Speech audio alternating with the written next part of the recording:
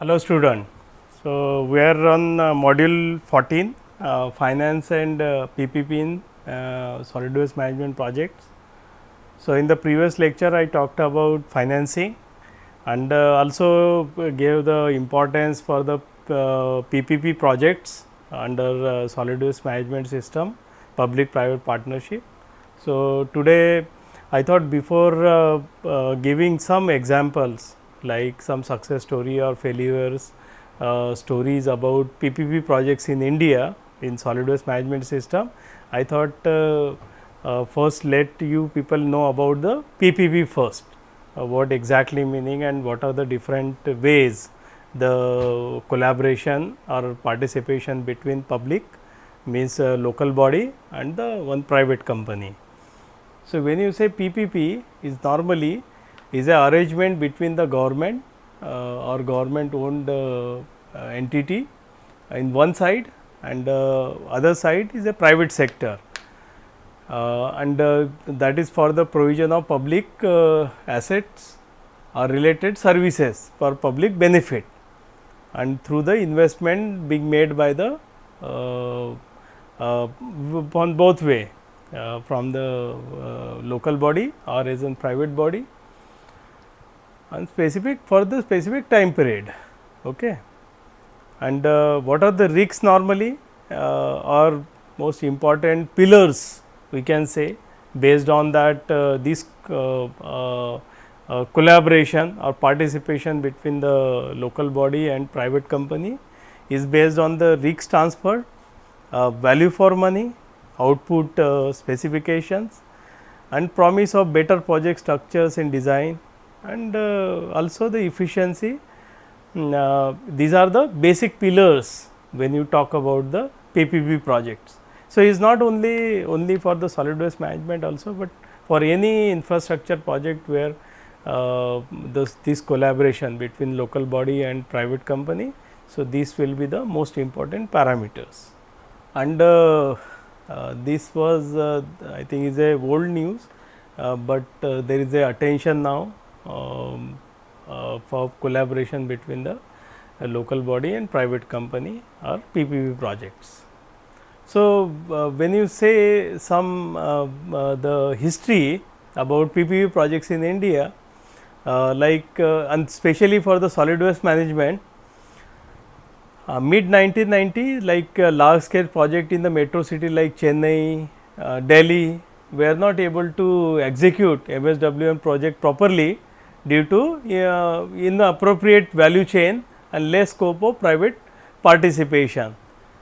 So, that was found in the mid 1990 and late 1990 was thought about this rule also came MSW rule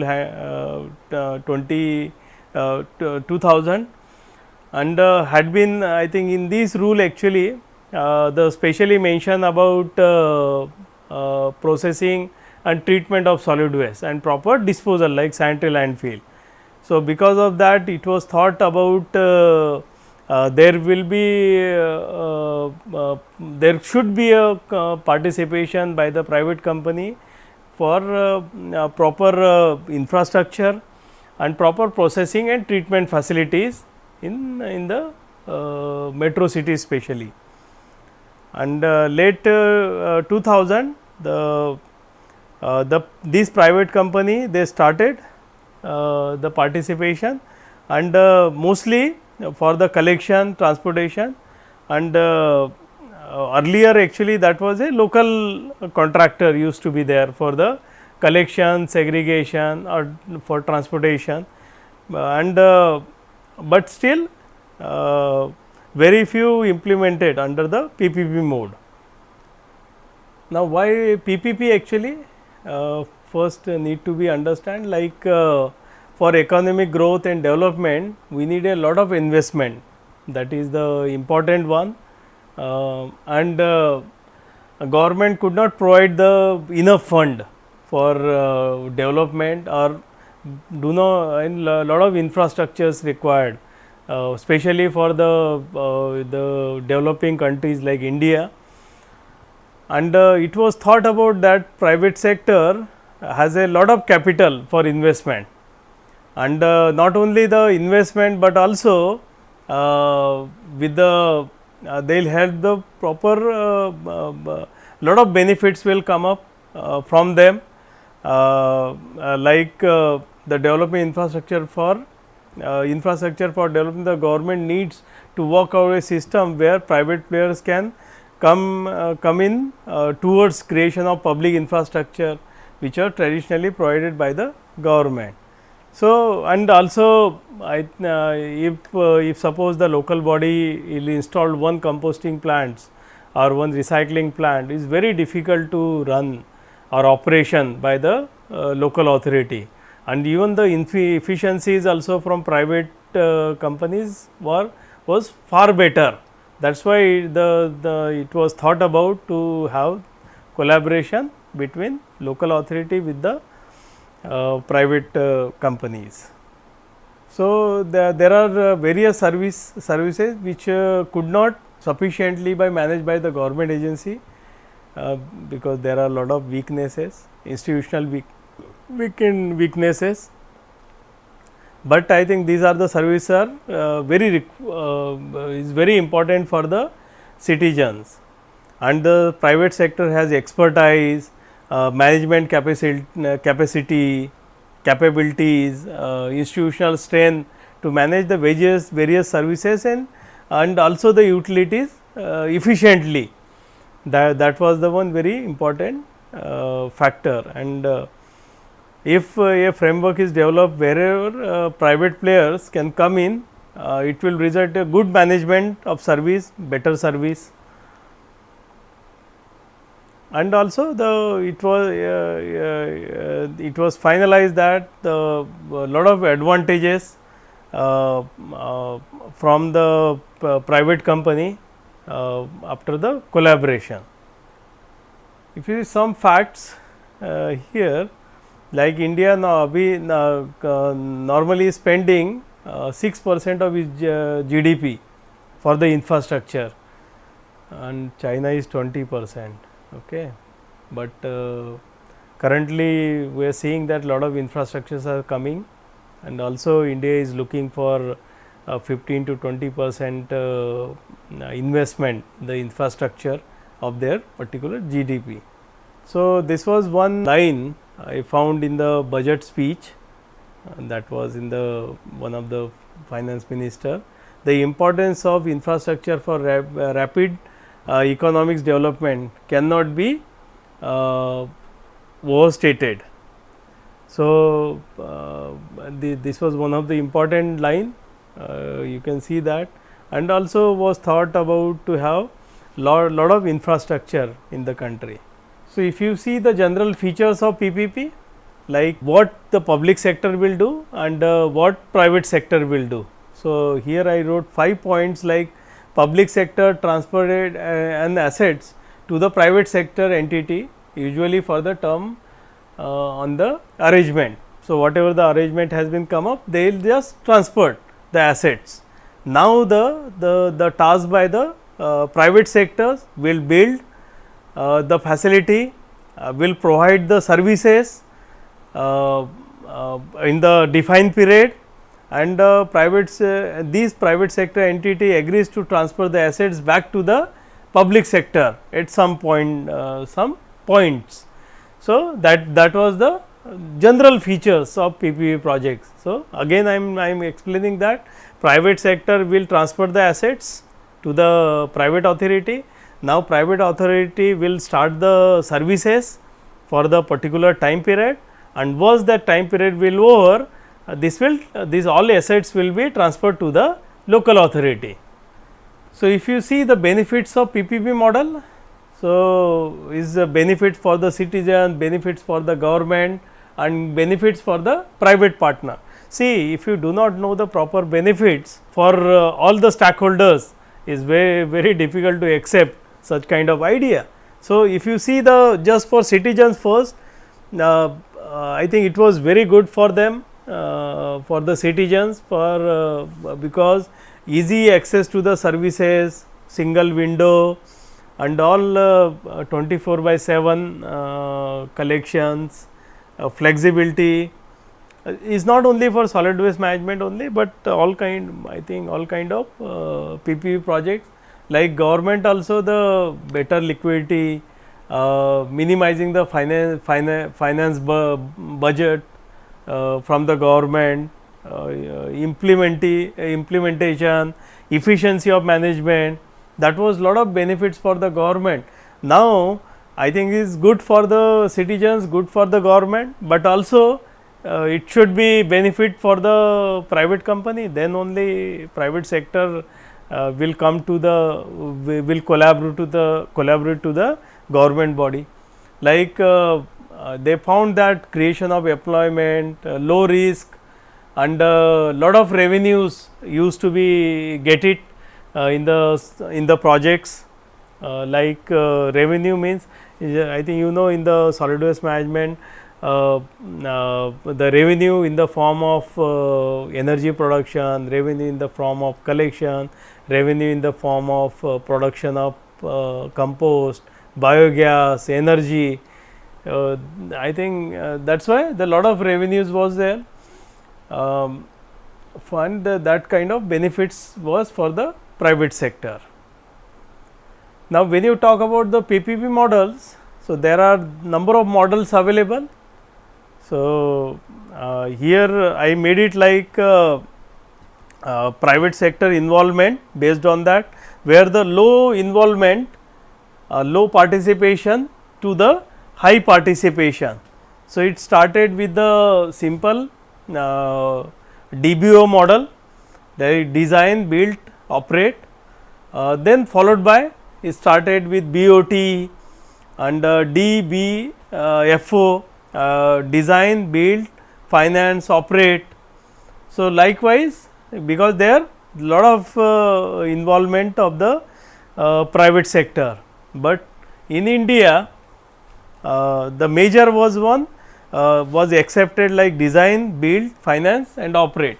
So, most of the PPP projects was under DBFO model, and also the BOT means build, own, operate and transfer. So, this was another model was been used for India or Indian cities. So, I will just explain one by one what exactly this model. So, like first is the take the BOT model, like build, operate and transfer. So, it is a very simple and very conventional PPP model, where this private partner is responsible for build. First I think for build, before building you will be required design. So, design, build, operate for particular contract period, and after that you transport to the local body. That was the model was BOT.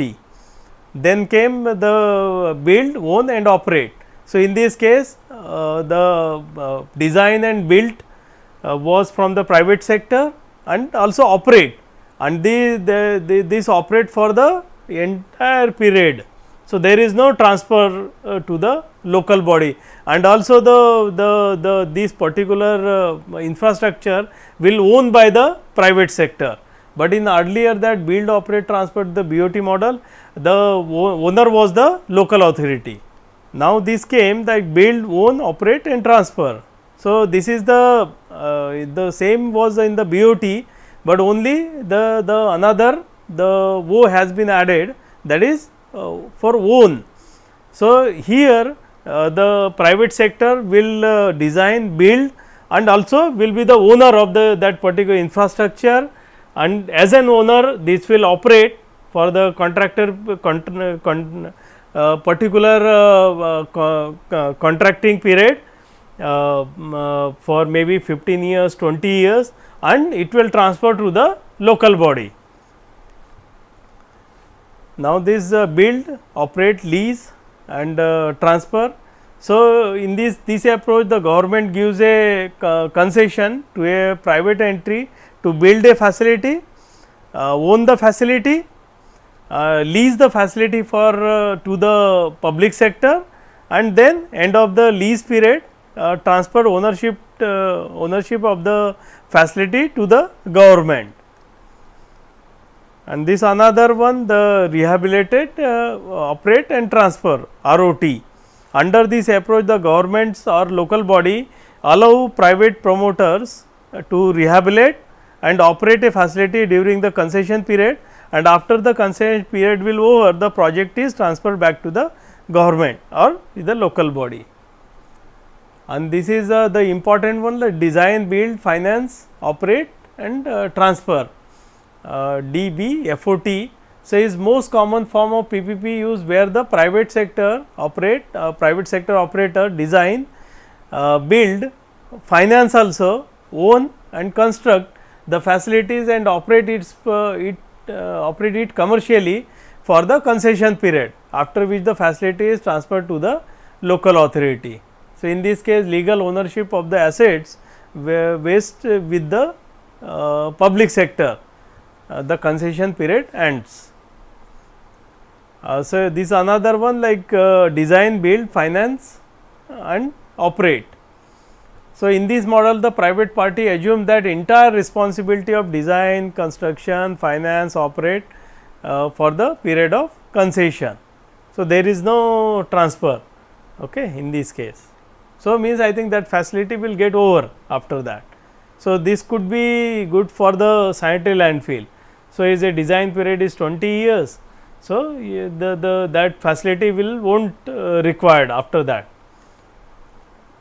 So, now there are two kind of management project under the any kind of model, like first is the management contract and other is the service contract. So, in the management contract is the arrangement to bring private partnership in managing a portion or whole part of the public infrastructure. And in the this is for entire management or in the participation in the management for the entire project or portion of the project. So, in this case the private entity has to design, deliver, operation, control and procurement of equipment, and has to look into labor management, public sector retain the ownership and commercial risk. And in service sector this approach is less focused than the management contract. In this approach the private promoter performs a particular operation or management function for a fee over a specific period of time. So, in the solid waste management projects, many projects under the management contracts and many projects under the service contracts also. Now, the processes in PPP projects.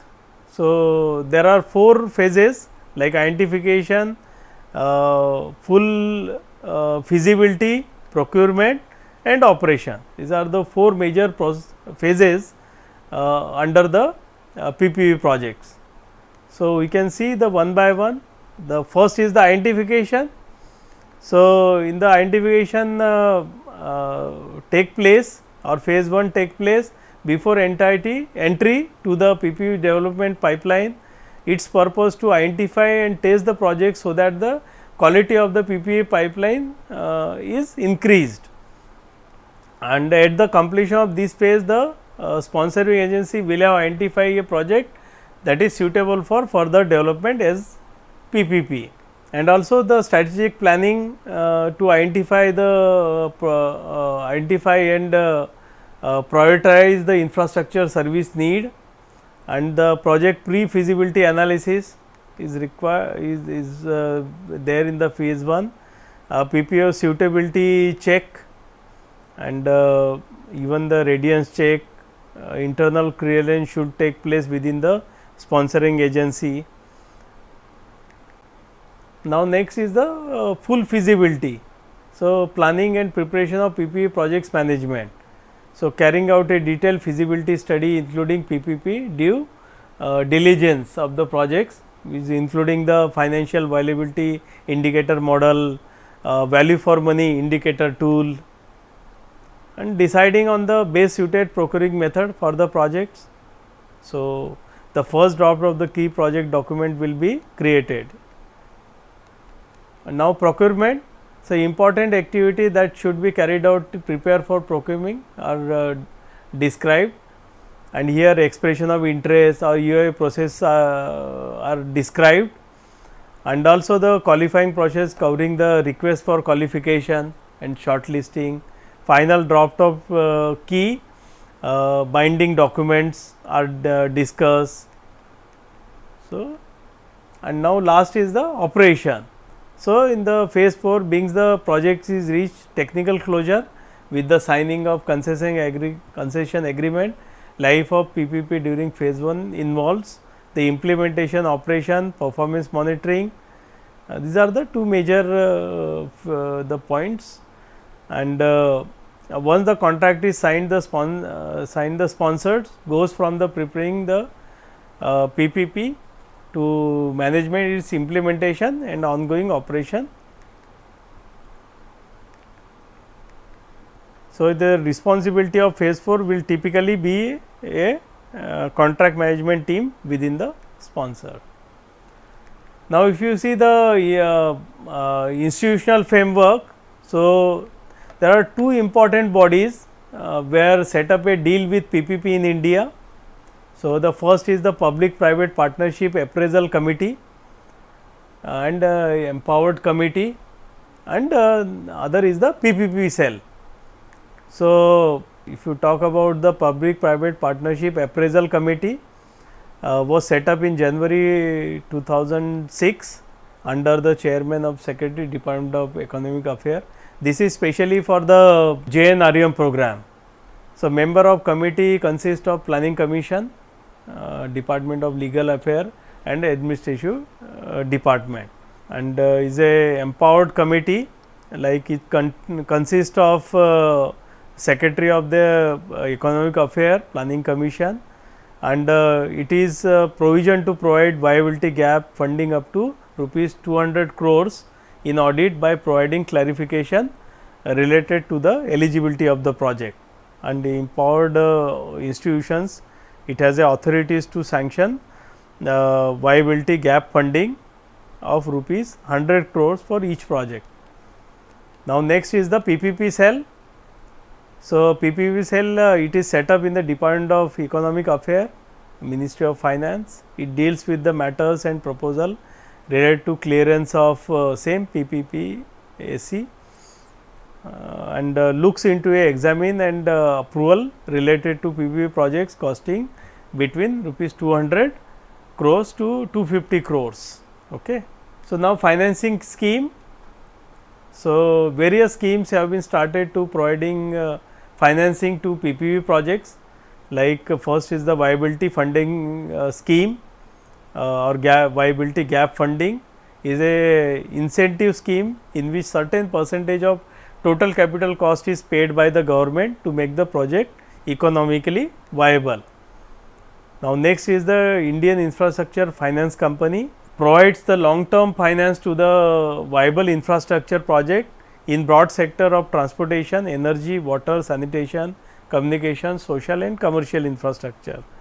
And the India Infrastructure Project Development Fund provide financial support for quality project development activity. The sponsoring authority will thus be able to source funding to cover a portion of PPP transaction cost, thereby reducing the impact of cost related to procurement on their budget.